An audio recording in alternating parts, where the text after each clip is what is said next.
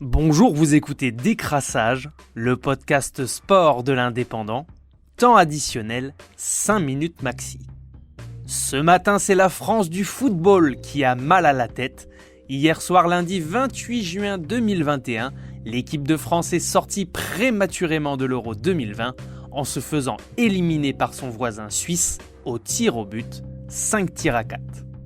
Comme il n'est pas très sport de tirer sur l'ambulance, Décrassage va surtout livrer son ressenti sur les faits, sans trop chercher à désigner des coupables.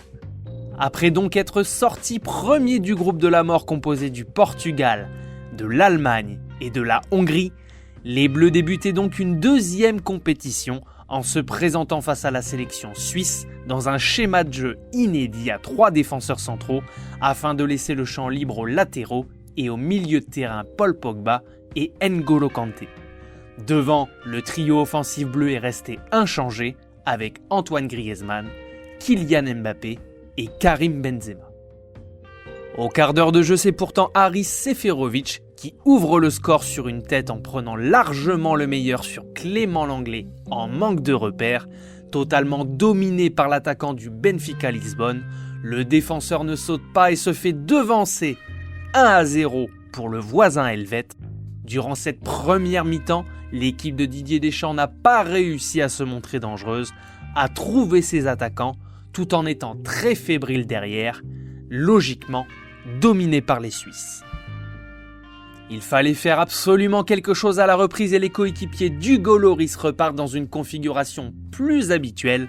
L'Anglais cède sa place à Kingsley Coman au soutien des 3 attaquants français.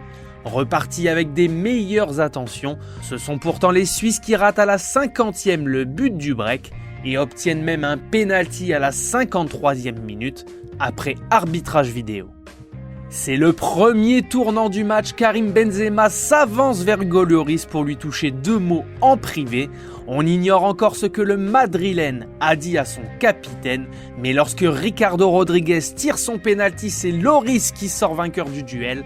Il enrage ses coéquipiers à passer à la vitesse supérieure, si bien qu'en l'espace de 5 minutes, les tricolores renversent la rencontre. Benzema inscrit un doublé avec une égalisation magnifique au terme d'une action collective sublime entre Griezmann et Mbappé. C'est le début de l'ascenseur émotionnel qu'aura été ce match. L'équipe de France qui a raté sa première mi-temps revient en menant 2-1. Beaucoup plus mordant, on sent les Bleus capables d'enfoncer le clou grâce à 4 joueurs offensifs qui parviennent à se trouver de plus en plus. Et à un quart d'heure de la fin, Paul Pogba, probablement le meilleur joueur français de cet Euro, est récompensé de ses efforts.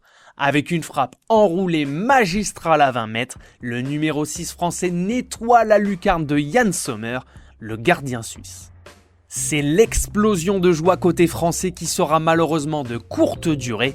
Les coéquipiers de Lloris ne sont pas parvenus à fermer la boutique, à appliquer le catenaccio.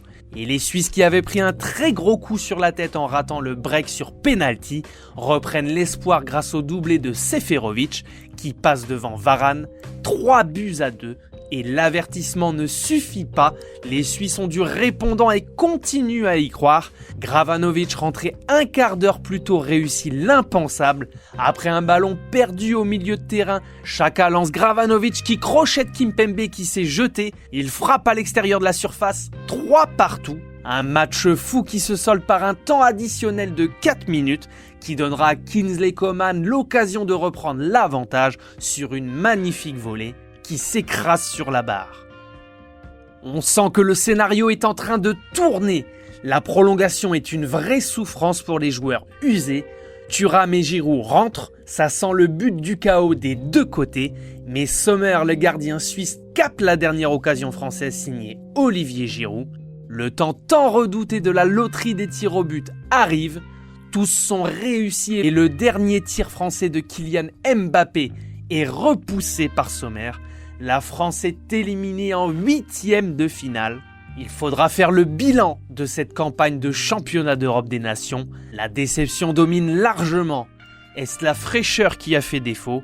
La tactique de Didier Deschamps ou la faillite d'un collectif qui n'a pas su fermer le match au moment où c'était nécessaire?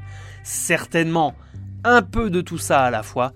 Et les débats iront bon train durant les prochaines heures avant de se tourner vers l'avenir et la préparation de la prochaine Coupe du Monde dans 16 mois.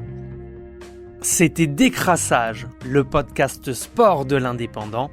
Rendez-vous très prochainement pour un nouveau tour de l'actualité sportive. Bonne journée à tous.